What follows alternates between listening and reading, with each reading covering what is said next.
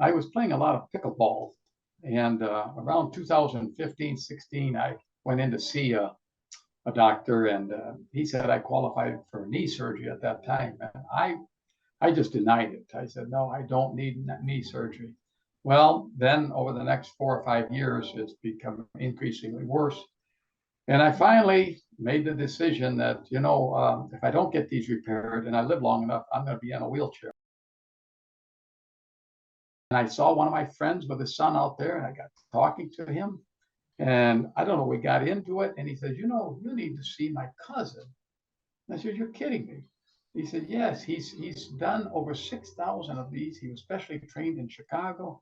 The name's Dr. Robert Ference. And I said, I'm going to see him. And we hit it off. And Dr. Ference, I mean, we become friends. I mean, I could call him just about any time I want.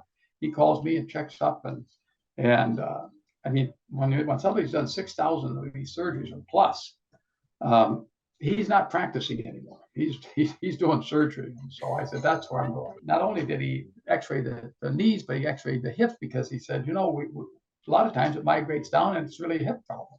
So anyway, but when you meet him, when you sit down and you talk with him, I mean, he doesn't see he sees himself as he's got a gift, and that gift he uses to bless people with. Just an amazing fellow. When you sit down, he just, the confidence just flows, and you just know that, hey, this is the right guy. My sister and my wife said a quick little prayer, and because he wants that gift, to be something that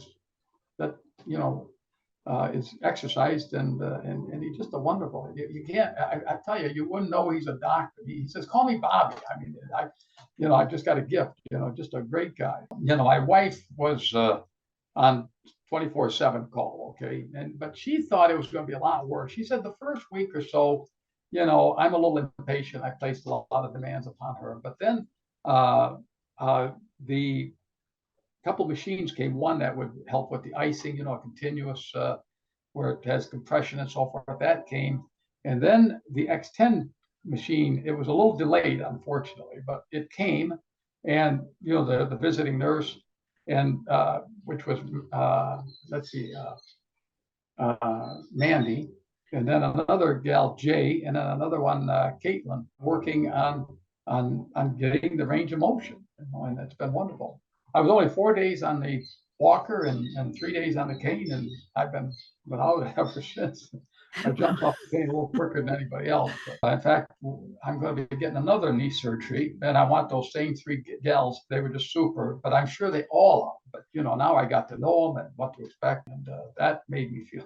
And of course, the stiffness going away each day.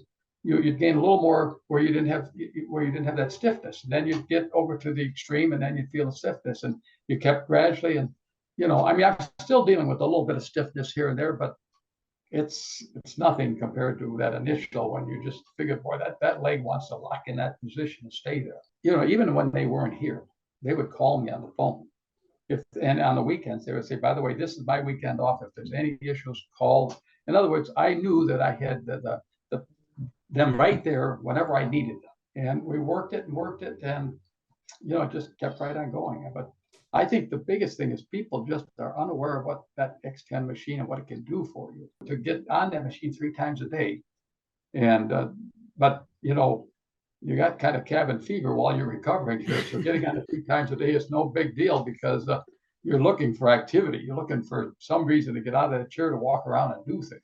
So. And hopefully that will happen. People will feel less reluctant to have it done, and know that going forward, if you live long enough, you don't want to get into a wheelchair. And these new surgeries are going to keep you out of that wheelchair.